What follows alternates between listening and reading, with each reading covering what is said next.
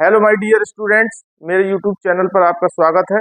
जैसे मैंने आपको बताया था कि मैं आपको नाइन्थ क्लास की मैथमेटिक्स और टेंथ क्लास की मैथमेटिक्स शुरू कर दूंगा। कुछ बातें बताना चाहता हूं। तो क्लास 9 से शुरू करते हैं। क्लास 9 चैप्टर नंबर 1, जिसकी वजह से हम कमजोर हैं उसकी वजह जान लीजिए पहले।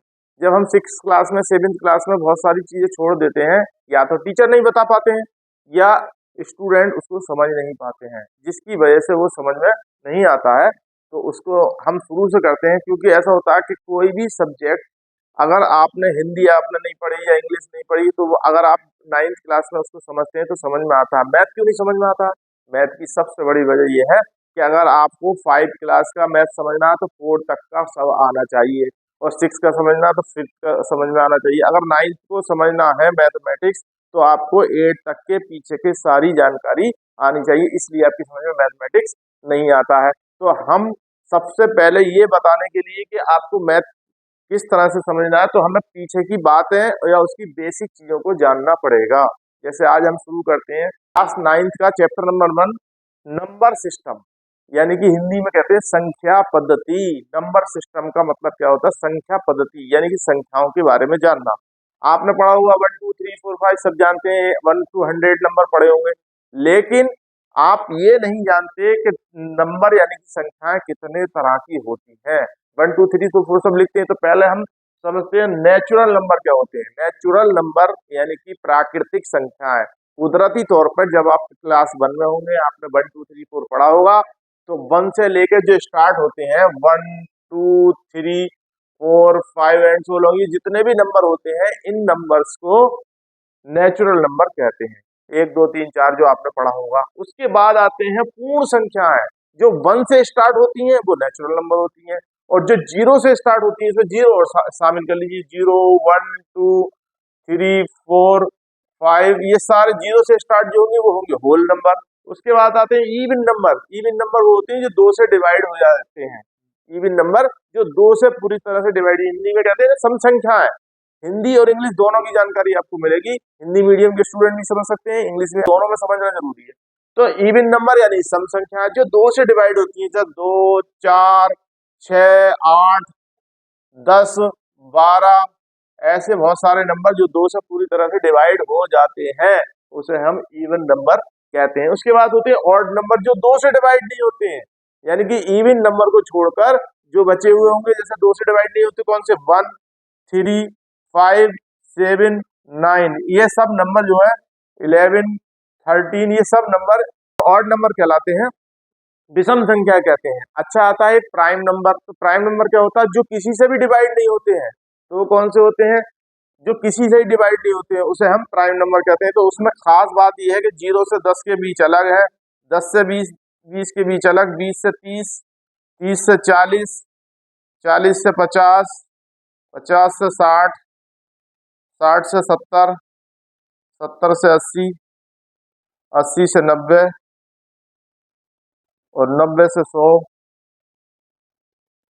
ये बीच में नंबर जो होते हैं, जैसे 0 से 10, 2 3 5 7, ये नंबर प्राइम नंबर कहलाएंगे, जो किसी से डिवाइड नहीं होते हैं।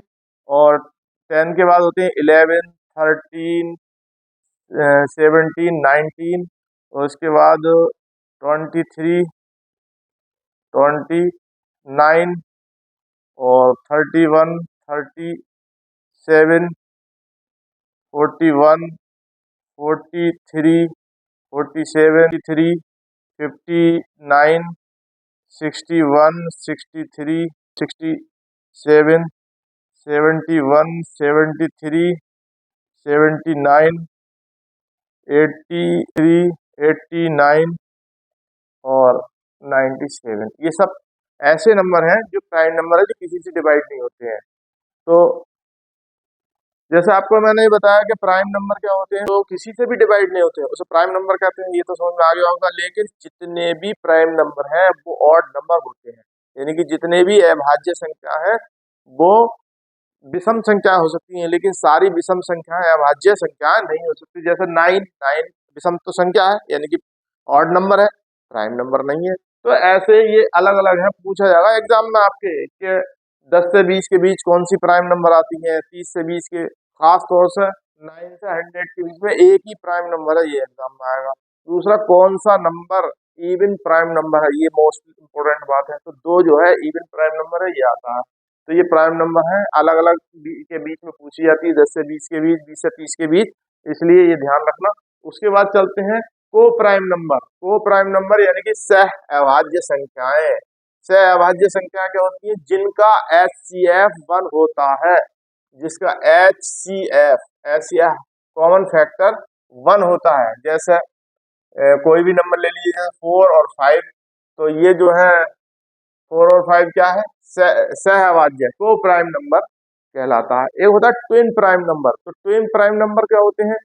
तो ट्विन प्राइम नंबर में जैसे दोनों ही प्राइम नंबर, लेकिन जो एक लगातार आते हैं, जैसे मान लीजिए 11, 13 या 17, 19, ऐसे नंबर जो लगातार आते हैं उनको ट्विन प्राइम, जुड़वा प्राइम नंबर कहते हैं। उसके बाद जो खास बात शुरू हो रही है, वो चैप्टर आपका नंबर सिस्टम में है, 10th में भी ज्यादा इंपोर्टेंट बात है ये है रेशनल नंबर क्या होते हैं, और दूसरा इरेशनल नंबर। आपका मेन चीज ही यहाँ से शुरू होती है। तो रेशनल और इरेशनल। तो रेशनल नंबर क्या होते हैं? तो जो नंबर पी अपॉन क्यू की फॉर्म में लिखे जाते हैं वो रेशनल नंबर यानी कि परिमेय संख्या कहलाते हैं, और जो पी अपॉन क्यू की फॉर्म में नहीं लिखे जाते उन्हें इरेशनल नंबर कहलाते हैं। जैसे √2, √3, ये पी अपॉन क्यू की फॉर्म में, सारे के सारे नंबर पी अपॉन क्यू की फॉर्म में लिखे जा सकते, कोई भी नंबर। लेकिन ये जैसे √2, √3, अब तुमको √4, तो √4 का जो हम जब रूट निकालेंगे तो वो 2 कहलाएगा। इसके बारे में भी बताएंगे पूरा रूट क्या होता है, कैसे नहीं होता। तो आपको ये जो √2 है, √3 है, वो स्क्वायर नंबर को छोड़कर, जितने भी नंबर है उन्हें छोड़कर, ये जो नंबर रूट के अंदर आते हैं सिर्फ वही इरेशनल नंबर कहलाते हैं। आपको चैप्टर से संबंधी ये बेसिक जानकारी थी। इससे पहले आपको एक और चीज बात सीखनी पड़ेगी, क्या?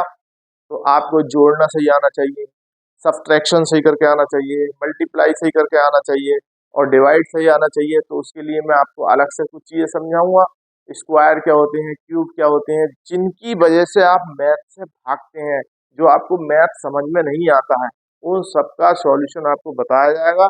और आप मेरे चैनल पर बने रहिए, जिससे कि मैं आपको बहुत अच्छा मैथमेटिक्स, आपको जिसकी वजह से आप मैथ से भागते हैं या समझ में नहीं आता है, तो मैथमेटिक्स क्लास से आप दूर होना चाहते हैं कि साहब बोर है, तो आपको बोरियत ही खत्म हो जाएगी। जब तुम्हारी समझ में मैथ आएगा तो इतना अच्छा लगेगा कि आप खुद उसको पढ़ना चाहेंगे। तो मैं आपको आपकी बोरियत, जिससे कि आपकी समझ में आने लगेगा। मैंने आपको चैप्टर नंबर 1 की खास बातें बताई हैं, अभी चैप्टर शुरू नहीं करा है, क्योंकि अक्सर क्या होता है कि मैथ पढ़ाते हैं, डायरेक्ट चैप्टर से शुरू कर देते हैं, सब चैप्टर, सवाल ये सवाल वो। अरे जब उसकी बेसिक की चीज क्लियर नहीं है तो समझ में कहाँ से आएगा? समझ में ना आने की वजह ही है। तो इसलिए आप मेरे चैनल से जुड़े रहिए। जय हिंद, जय भारत।